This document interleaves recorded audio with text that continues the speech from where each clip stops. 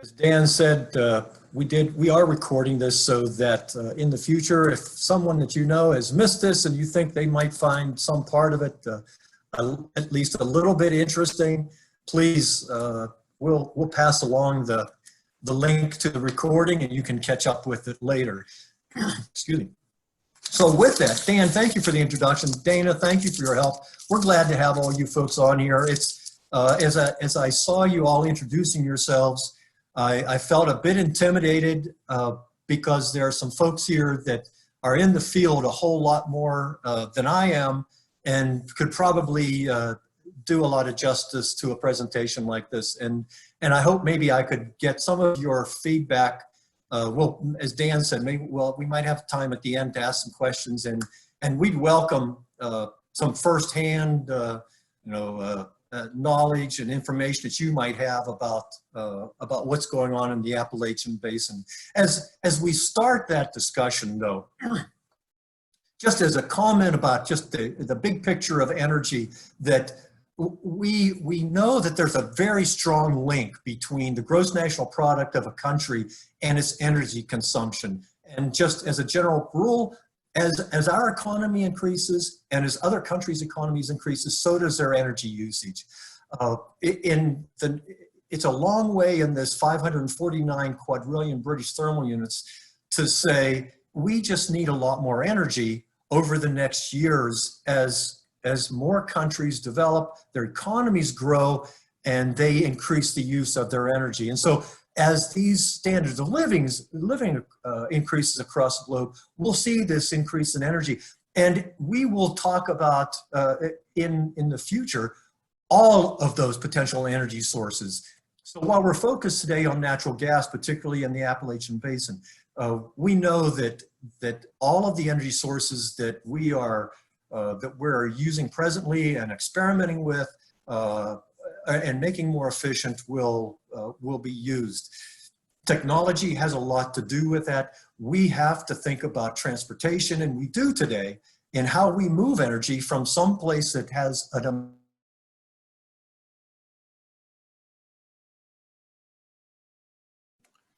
Hey, John, we just lost audio from you, I believe.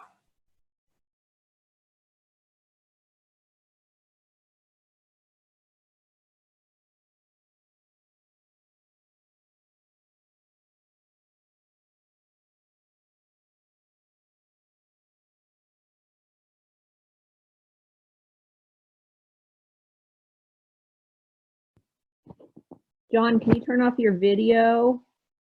And then maybe that will help with bandwidth issues.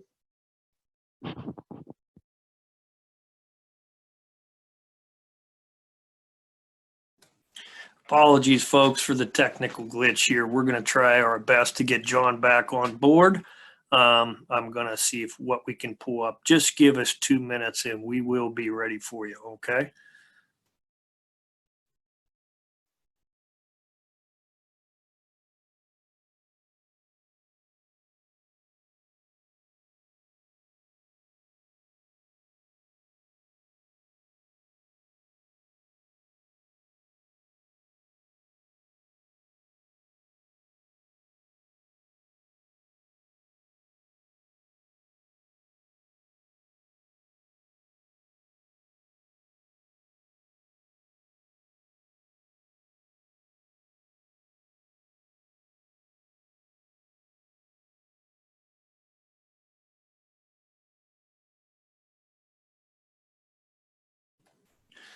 Okay, folks, hey, while we're waiting, this was a question John had for us early on. John and I had this conversation just this morning, and it's about those of you who hold the role of oil and gas inspector or, any of those, even some of the water things. And that is routine inspections. How are they being handled right now? Are we canceling them? Are we only doing a minimum number? What's the policy of your agency? If you could put that answer into the chat box so that we can all see and compare notes. So if you could, while we're waiting for John to come back on, and he is coming back, if you could post that into the chat box, that would be great. Again, the question is, in fact, I could just write it out. How are inspectors? Okay. So Ellie says we're not allowed in the field for any reason at this time. Administrative inspections. Eric, where are you from? None of us allowed in the field unless it's deemed emergency. Okay. All right. Love to hear from other states so far too. Kentucky's still conducting inspections as normal. Administrative. North Dakota, routine inspections continuing, right? That's really interesting. Railroad Commission in Texas still conducting regular inspections. Normal duties in West Virginia. Wow. Limited. Some of you are still doing limited. So this is quite a variety. We've gone from a couple of our states here are doing no live inspections. Some are, business as usual, really, and everything in between. Plugging operations, right? Emergency and required inspections. Wow. So folks, this is a really, really different way for us to be conducting business at this time. Then I guess the other question is, for those of you, this is just really for those of you who are still doing, out there doing inspections. Have you been given any sort of restriction or best practices, all those kind of things? So if there's something you're doing either on your own or your agency is doing, let's go ahead and populate that chat with some good ideas that we might be able to use. Plugging and spill respect. Some of these jobs might be harder to do without standing shoulder to shoulder, right?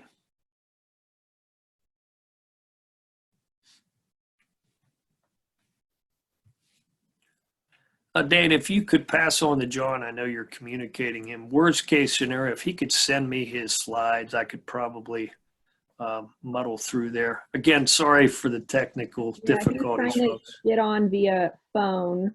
Okay. Yeah. He can talk and I can operate his slides if I have them. All right.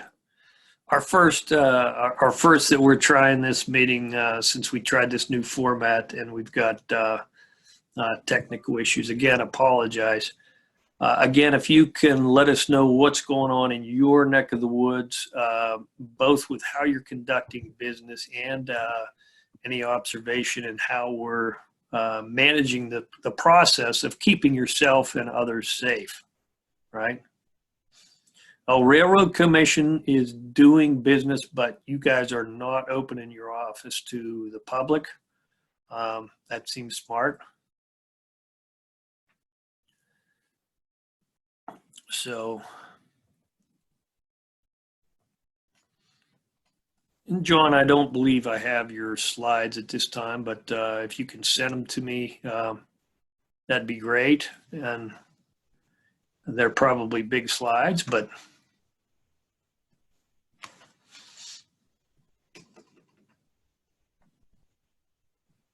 North Dakota office is not open to the public. Team meetings. Everybody's using Team and Zoom. We're all learning a brand new world out there, right? How to communicate from our basement. All right. All right.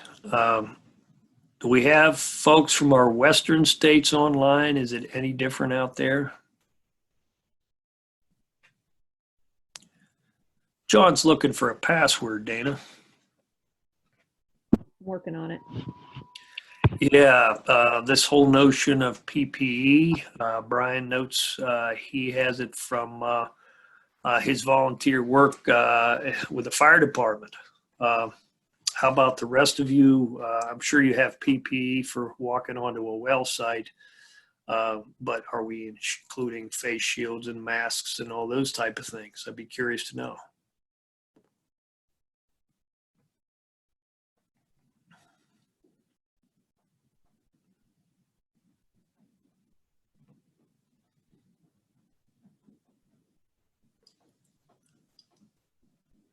Okay, again, sorry for the delay, folks, but we're going to get there one way or the other. Please just share in the chat box at this point. I think it's great for us to learn and share each other's experiences.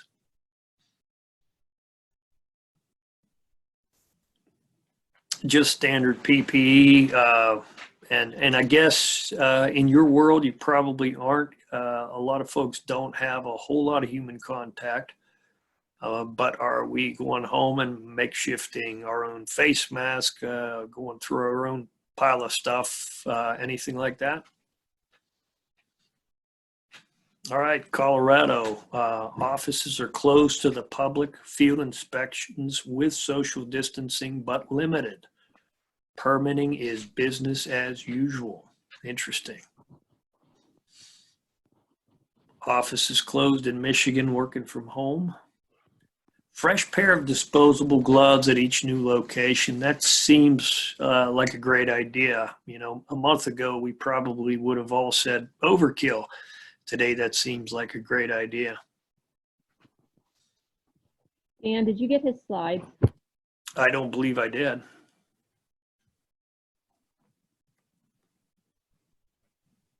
Okay. He says he's in. I got to try and unmute him. Give me 1 second. All right. Sorry, everyone. Thank you for being patient. Okay, our Alabama inspectors are still in the field. Office is closed, working from home. Different stuff out here. Nova Scotia office is closed. New oil and gas operations in Ontario not happening. Hey, welcome back, John. I'm glad you could join with us. Well, thank you, Dan, and thank you for carrying on. I appreciate it a lot. And this is I guess one of the I always think about living out in the country. There's so many advantages along with home ownership, the things that break and those kinds of things. But it's now the kite string, I guess, with my internet supplier. So I am very sorry and apologize for that. We maybe can carry on here. Dan, I did get those sent to you. I don't know if they're in the queue. Oh, it looks like it has actually gone to you. Okay, that'll be great. And John, while you were gone, we had that Zoom chat discussion about what each agency is doing. It's really interesting. Good. We do have a number of offices closed. Most, I would say, offices closed to the public, but there are some states carrying on with full inspections, while we have other folks that like Pennsylvania, who have stopped everything except an emergency. Okay. So at this time, I do have John's slides. Again, apologies, folks. We had just a little bit of a problem there, but we've got that fixed now, and we'll carry on. And we're on slide 4, Dan. If you can see that up. I need to share my screen with folks, and I probably need to close my old presentation and make sure we're on this one. Okay. Should we offer you the same advice that you offered me? Yes, you should. So excellent idea. All right. Can everybody see that slide? All right, John, I don't know if you can see that slide or not. Are you good? I have it up myself on my own computer, so I've got the slides, and maybe we'll just you can be the clicker. Yeah, you just tell me when to advance. That's a good job. Okay, very good. Okay, thank you, and thanks again for hanging in there. And I'll pick up where I think maybe I left off, and that was on the headlines recently, last week or so. We know here, particularly in Western Pennsylvania, with the huge Royal Dutch Shell cracker plant being built here, which is a big event for Western Pennsylvania, for Ohio, West Virginia. There were some 6,000 workers. At one point, it had more cranes on the site than any other site in the country. So for us people that like to watch a lot of activity, it was huge, and it's been stopped. I read just before we came on this afternoon that hopefully there's a bit of some kind of an agreement in how much oil is going to be produced over the coming months. We also know that there are a lot of operators burdened with heavy debt, and that our inventory of natural gas in storage is large, much larger than a 5-year average. and tie that surplus in with our the drop in usage of commercial and residential customers, and think about, I mean, we all are thinking about what that means in the coming months and what that'll reflect for just the present month and the few shortly coming after, where we don't have a lot of business that might be burning fuel to use. So Dan will go to the next. And so I hated to begin with a dark and dreary, so I went looking, thinking about can we make some lemonade out of all that darkness. And in the first one that I've read a lot about, and that is some analysts, and a fair number actually, think that because of what we're going through, that prices are going to rebound in a significant way, particularly this fall. So if we look in that crystal ball, electricity production is going up. Presently, about 37% of our electricity is produced by natural gas.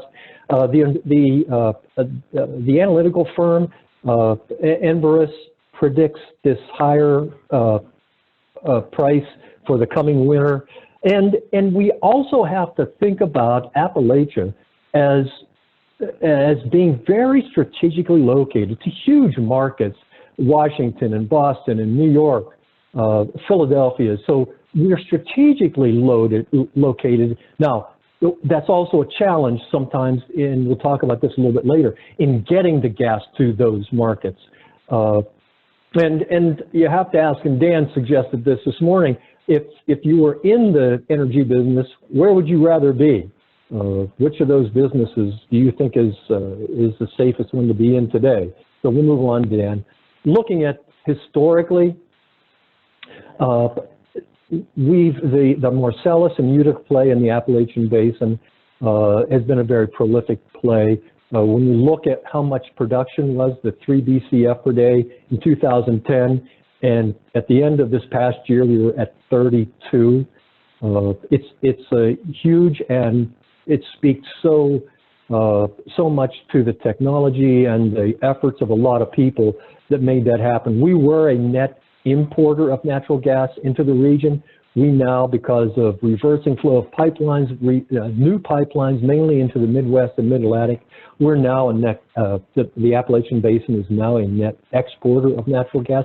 We don't have the industry, we don't have the customers, the demand to use all the natural gas produced here in the Appalachian Basin. We'll go to the next slide. And this just visually shows how large the Appalachian Basin is in production, about twice any other basin in the country. So that's a graphical way of looking at that. And in another way, the EIA, the Energy Information Administration, shows that in the green, the Marcellus, which covers a lot of Pennsylvania, West Virginia, some of the Ohio, the dramatic growth, and again, showing how it outdistanced most every other gas play in the U.S. You can go to the next slide. And it just continues kind of to develop, and again, thanks to technology, that these things happen, that as new studies come out and new estimates are made, and you can see that this is an older estimate. This is the last one, came out in last October, that the USGS estimates that now that we have a whole lot more recoverable gas in the Appalachian Basin than previously thought. So in 2011, the USGS estimated there was about 84,000 cubic feet, 84 in the Marcellus, and previously, and the new one is 97 in the Marcellus. And you can see how much the Utica Point Pleasant has grown in those estimates. So it really just puts a nail and says there's a lot here, and as energy development and technology increases, so will the production, because it's there. You go to the next slide, Dan. And this is the struggle that natural gas producers are dealing with.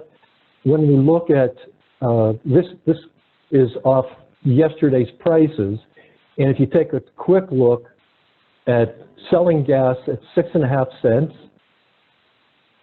as opposed to, and I don't know if you click to the next, Dan, the Henry Hub spot price yesterday was $1.79. Not great, but when you compare it to 6.5 cents, and you can see the constraints in the Marcellus, particularly showing up here at $1.39, that there still are constraints in pipeline and takeaway and demand, and that speaks to the difference in basis, the basis difference between the Marcellus and the Henry Hub price, or as I know that's a difficult slide to read, the Gulf Coast tends to have, and as you'd expect, the highest prices, and right there with the Henry Hub. We'll go to the next slide, Dan. I put this in just as an idea, and this is Pennsylvania centric, just to give an idea of royalty payments, what it means economically to the private sector, in particular in Pennsylvania. And that is the millions of dollars that have flowed from the wells in royalty payments to residents in Pennsylvania. And it's pretty well divided. Susquehanna County, for those of you outside Pennsylvania, is in the northeastern corner of the state. And in 2017, which is the most recent data, the landowners there got $204 million in royalties.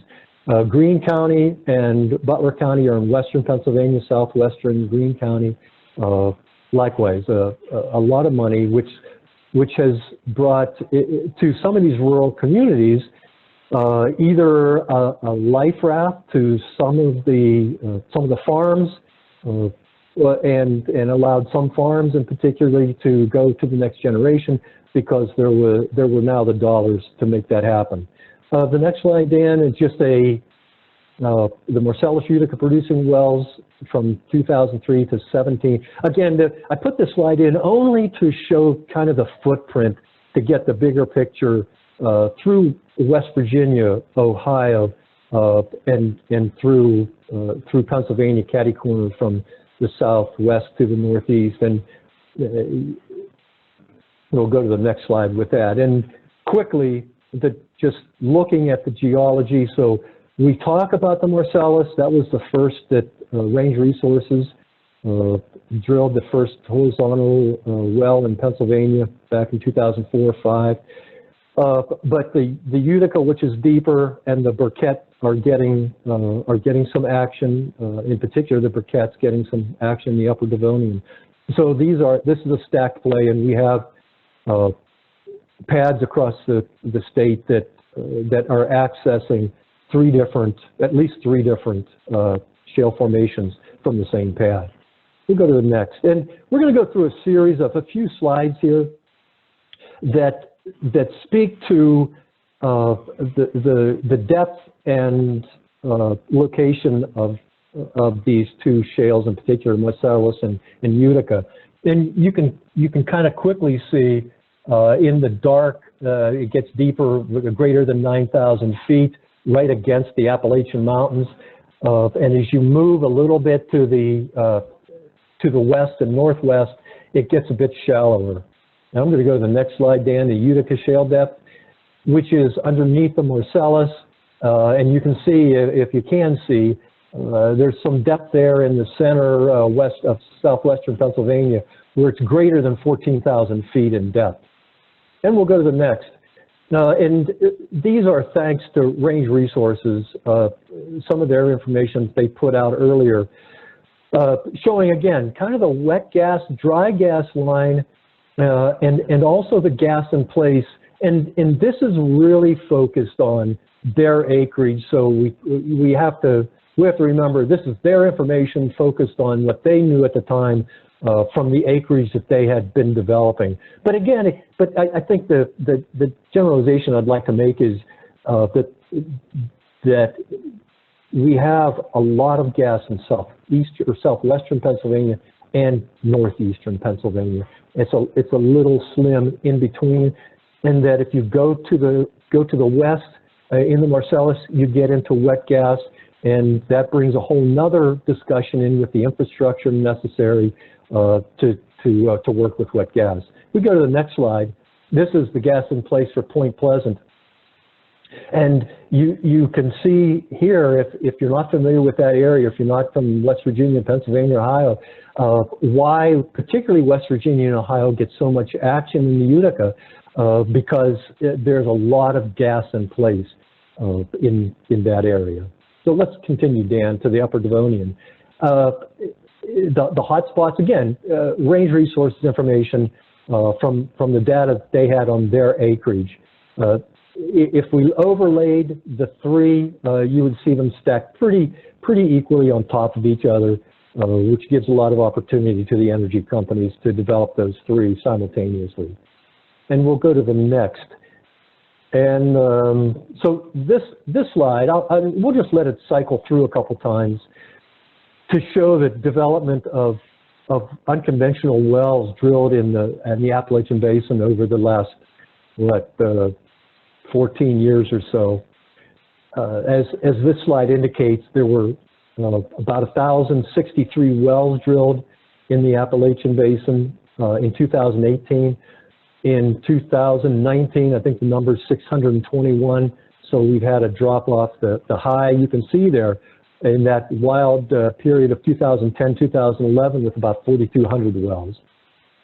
And Dan, I'm going to go to the next slide, which shows, and the purpose for this is again kind of highlight where the drilling activity has been, and the brighter kind of, I don't know if that's a chartreuse, so I would count on Dana to correct the color on this, are the wells drilled in 2018, and there are two stars in the left-hand side of that screen indicating where the cracker plants, where the one inside Pennsylvania is the Shell cracker, and the one in Ohio along the Ohio River, the proposed, and they're still waiting to make the final investment decision on that one. And you'll notice the little circle right beside the star that has no drilling activity in it. I like that because that's just highlights where the county of Allegheny is, which is home to Pittsburgh. And there's just virtually no drilling activity in the Pittsburgh and surrounding environs there. The next slide, gas processing plants. Dan and I talked about this. It's not a particularly great slide, but it speaks to the infrastructure necessary in that area because of the wet gas that's produced. And so fractionation plants, pipelines, gas processing plants have been developed that weren't in this area before to handle the fractionation of that wet gas into the various components, and then the pipelines that have been put in since, and some reversed to carry some of those purity products to their final destination. We're going to continue, Dan. And with the construction of those processing plants, what they knew in short order was that there was a lack of Y-grade takeaway, and that is reflected in about half of the potential ethane production in last year in the Marcellus Utica Basin. About half of it was rejected into the gas stream.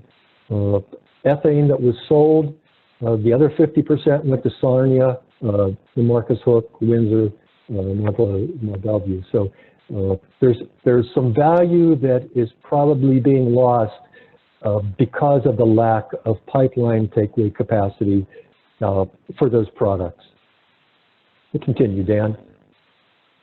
And Shell, I'm sure this is, they had to factor in the use of the ethane and the huge amount of ethane that's being produced in the Appalachian Basin. And when you look at the price to transport down to where traditionally all of the ethane processing and crackers are, it gets to be a pretty good expense. And so that plays into a reason that we have one cracker plant under construction and another one or two that have been proposed, and at least one very seriously. We're going to continue on, Dan. So just again, kind of graphically bringing us up to date, the Baker Hughes numbers lastly reported April 3rd for rigs in the Appalachian Basin, 24 in Pennsylvania, 9 in Ohio, 15 in West Virginia. Pennsylvania had 46 or 7 last October, I believe, just to give some reference. So we're like everywhere else seeing that decline. And I'm moving to the next, Dan, the energy trends. And Dan, I should just mention, I can't see you, but please, I know you've had a lot of experience here too, so feel free if you want to chime in with something, please do that. This speaks just to the pricing, and maybe I'm a little tending to focus on this too much, but there's been billions of dollars spent to produce natural gas in this basin, but now we're faced with needing to figure out how to use that supply of gas that's being generated, and knowing that there's a lot more. Let's use it to some creative ways and use it efficiently and productively. And Dan, we're going to go to the next slide. This is a crazy slide. The estimated U.S. energy consumption in 2018, which is the most recent from the Livermore National Laboratory. And it's a crazy slide to follow. If you've seen it before, you get it. If it's the first time, it catches you a little off guard. So if you follow right in the middle on the left, the nice, pretty baby blue natural gas shows that how much gas goes to energy generation or electricity generation, how much goes to industrial and residential. And the point maybe to make here is that I'd love to see, not optimistically, but I'd be interested to see what this looks like at the end of this year, where perhaps curtailment of natural gas usage has happened in the industrial sector, where we've had the warmer, 15–18% warmer U.S. this past winter than we've had in the past, and so residential usage will be down. That translates, and so the amount that's going into industrial and the amount that's going into electric generation, I think intuitively we'd say we'd expect those to be less. So it'll be interesting to see just what the impact has been on natural gas and what the surplus and what the inventory in the ground looks like in the coming months. Yeah, John, continue, Dan. John, just a shout out to our friends from our oil producing states here. You can see not only is there just a little bit of a battle between Russia and Saudi Arabia dumping oil in the market, but we really expect our transportation sector to be radically reduced, at least for a short period of time here. And that, of course, is the where the majority of our petroleum goes to, is towards transport. Okay, John, go ahead. Yep, good, thank you. And I'm moving on to the next one, Dan. So, these kinds of graphs always I find interesting, because somebody is sitting around thinking about what's going to happen in 20 years when we struggle to figure out what's going to happen next week. So we kind of have to take these with knowing that these folks have put the best thought into it that they can. And I think the interesting thing that we find here, based on history, is that, and Dan, I've kind of clicked to get the next one too, the circle. the prognostication is that there's a general trend that coal usage, liquid usage, nuclear isn't going to change much in the next 20 years. That our consumption and use of those fuels is just going to be fairly flat. But the growth area is in natural gas and the renewables. And you can see that those are the two that the EIA thinks are going to be the two that grow the most over the next 20 years. So it gives you an idea of what our demand for natural gas might be in the coming years. And Dan, I'm going to the next, energy trends. So a couple of trends, and we're all cognizant, and I'm not telling you something you don't know, but we know if you're out in the field that more productive wells that are produced faster and less expensive are out there, and and gas prices are going to remain low, and that shale energy is here. It's here, despite what we're going through today, and the folks that are really doing it well. In producing those faster, cheaper, more productive wells, have a clear understanding of the geology, and they understand that each well is different, and they develop there, and they use their technology in a way that is most appropriate for that individual well in that location. We all know, and if you're in the shale business, the decline curves on shales, and I've got a picture here soon, are dramatic. And so if you're going to maintain a level of production, it's incumbent then to maintain a drilling plan and strategy to keep a particular number of wells coming on to maintain production. Now, if just like anything else, but it's more dramatic here that if we slow down the industry, which we are, then as we've already seen, a 1.8% decrease in production in the Appalachian Basin this first quarter. It'll continue as those number of wells drop off. And technology, the science is continuing to improve. We've got some colleagues that work outside North America, and the reason that they're working outside North America is because there are other countries in the world that are recently finding that they have shale that can be economical to drill. And so they're beginning to be active where they hadn't been before. And other companies, international companies, are discovering that along with them. And the one that maybe ought to be up at number one here is capital expenditure spending cuts, which were happening even before the environment we're in today have taken even a more drastic turn, and companies are making those cuts almost on a daily basis. You see someone else, large and small, talking about the dollars they're not going to spend this year. Dan, I'm going to the next. Thinking about how you fill that supply line, how you use the supply that's being produced, innovative, creative things like a so-called virtual pipeline. And in particularly, it can be effective for places where a pipeline can't get into, or a pipeline can't access a particular market. That virtual pipeline and putting that on the road is an option that some communities and companies are moving towards. And Dan, I'm going to move. And this just highlights from EIA.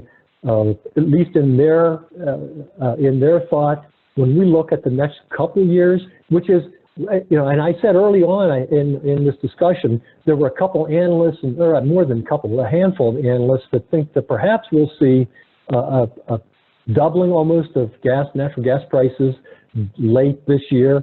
In a general way, EIA believes that we pretty much are going to see flat prices. And that's in the red and the dotted red. See flat prices over the next 2 years. So I'm going to continue on, Dan. and we've kind of alluded to all of this in thinking about drilling trends. Already mentioned the productivity of drilling wells. There's increased pad drilling, walking rigs, which have been around for some couple years now, extended reach horizontals that make the number of actual drill rigs, the count of drill rigs, not as important as it used to be as an indicator of productivity because of these longer laterals that are being produced. Another drilling trend is capturing gas emissions under the green completions banner and making better use and doing a better job of maintaining air quality on site and along the infrastructure that we have. We've all seen the dramatic increase of frac stages and the dramatic increase in proppant usage that have also helped increase the yield of these wells. Technology, both subsurface and otherwise, is just tremendous, and there are a lot of innovative companies, and you folks all probably have worked with some of those companies that are just really on the cutting edge of better understanding and using technology that's never been put in the field before, but to increase and make those wells produce both higher and also increase their life and their production and flatten those declines. So Dan, I'm moving on. We've already talked about the rig count in the basin, and a nice way to look at it is in that upper left-hand slide, where we've seen where they graph the number of drill rigs in the basin and the production. And so it speaks to the productivity of each of those wells that is being drilled. And again, kind of highlighting that the number of rigs that are out there that we're counting all the time maybe isn't the best indicator of how much production we're getting. And the bottom shows a dramatic increase again in natural gas production in the Appalachian region, but also indicates this last data from, I think it was in February, they were already showing a month-to-month decrease, and that's at 1.8% that I mentioned earlier. Dan, I'm going to move to the next slide, and here we go with the decline curve. Many of you, or most of you, maybe all of you, have seen this kind of graph before. One of our fine colleagues, Jim Ladley, put this together, and Dan, I'm clicking through those to get all those three little bubbles up there.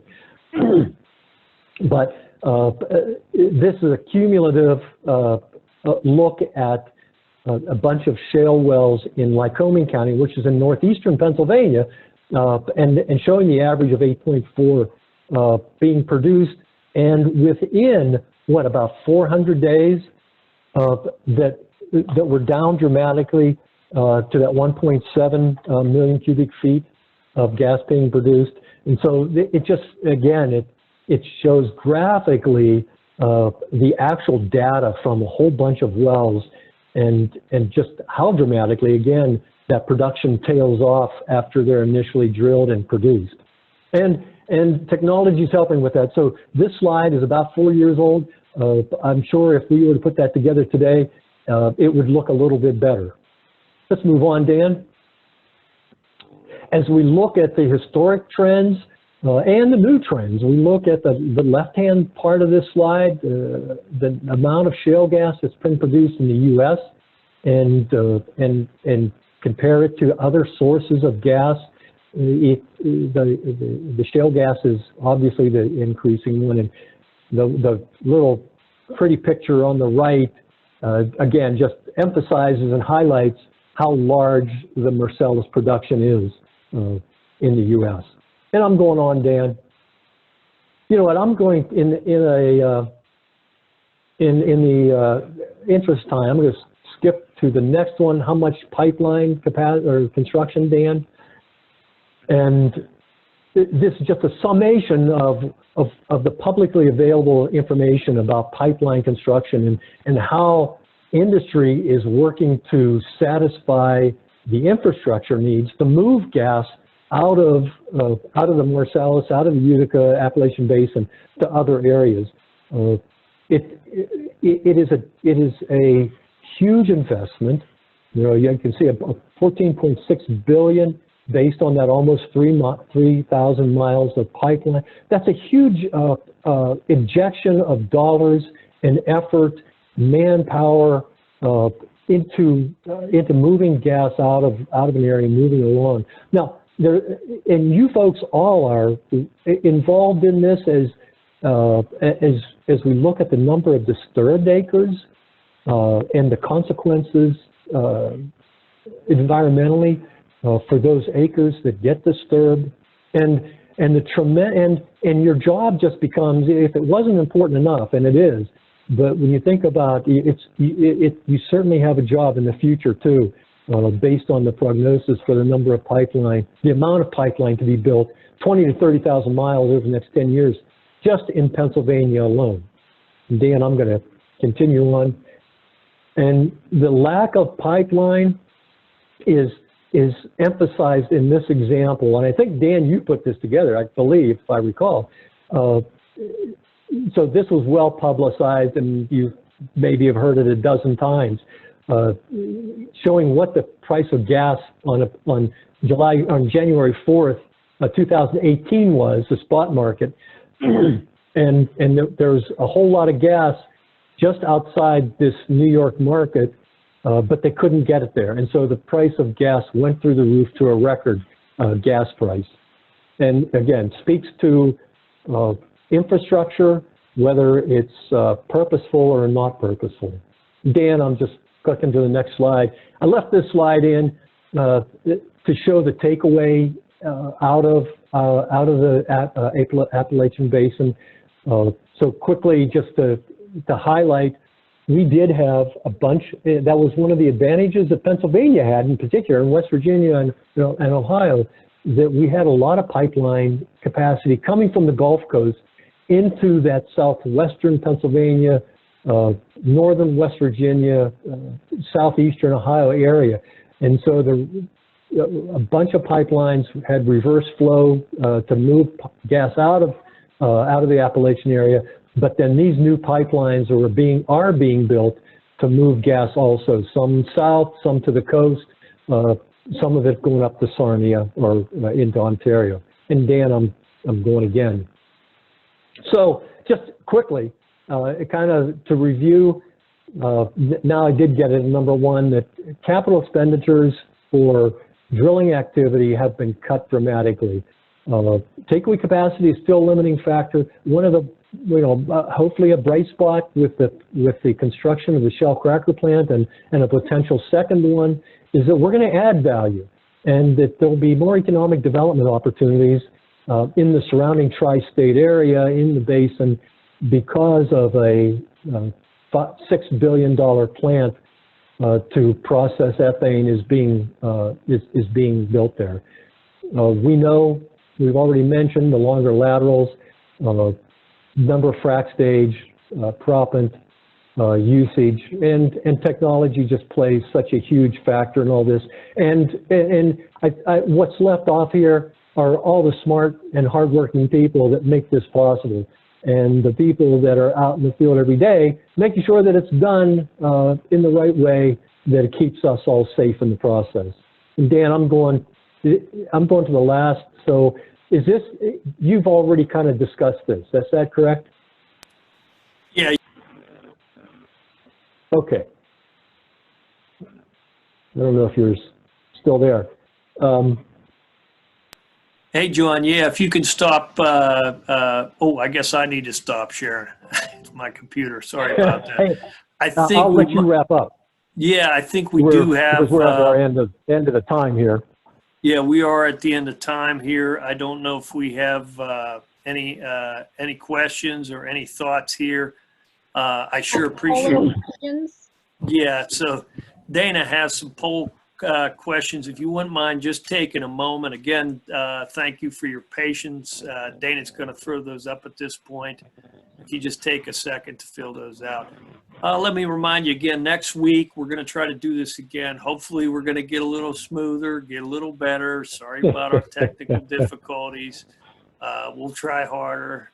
So next week, I believe that's at 1:30 on Tuesday, but you'll get an email reminder about that. we're really going to talk about natural gas liquids, not just here in the basin, but natural gas liquids all over North America, okay? So that'll be interesting. We are going to try to do some other basin updates. We'll let you know as they occur. We're pulling up a number of interesting topics. I know we're going to talk a little bit about some water management, some wastewater management, but also some private water resources and how our oil and gas extraction affect them. Dana, did you need me to do something? I thought I was. No, I wanted to say to everyone that our marketing system should automatically send you an invitation if you attended today to Tuesday's webinar, but we are very overloaded. We're doing multiple webinars per day throughout Extension. So I would just ask that if you do not receive this webinar invitation by Monday, please email me and I will directly send it to you. Again, it's djm428@psu.edu, and I will put that in the chat again. Okay, thank you, Dana. Do we have our poll questions that we could push up, or? They are up. Okay. Oh, I don't see them. Dan, I'm just going to tag in and say thank you to everybody that was so patient here. I wish we had a little more time for discussion, because as I mentioned at the onset, there are a lot of smart folks here with us today that are out in the field and see this every day, and I'm sure there's a lot of good input that we could have. So we might have to open up a discussion sometime, Dan, to that kind of area topic. All right, you can see now our poll questions are up. Just real quick here, if you wouldn't mind filling that out for us. We're going to see how we do. We like to have this. Yeah, someone asked, future webinars will be done on Eastern time. Yeah, we're in the East. We'll try to be sensitive to those of you who are out and about. We are trying to make these during the day and not evening, hopefully for your benefit. But if there are folks that feel strongly about a certain time of day they'd like to see us do this, we would love to hear from you. All right. also, I'm putting in the chat pod our Facebook page, which lists our events. Yeah, thank you, Dana. You see Dana's email address in there. So truly, if you have aren't getting these things, let Dana know. She's great at responding, but she is pretty overwhelmed right now. And you can join us on our Facebook page, and we'll have continual updates there. And also, if there's any topics you can think of for future events that you would like to see, you can put those in the chat or email me.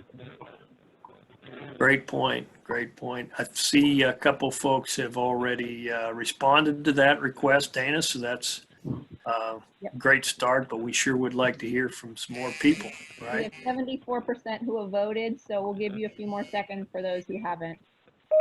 Yeah.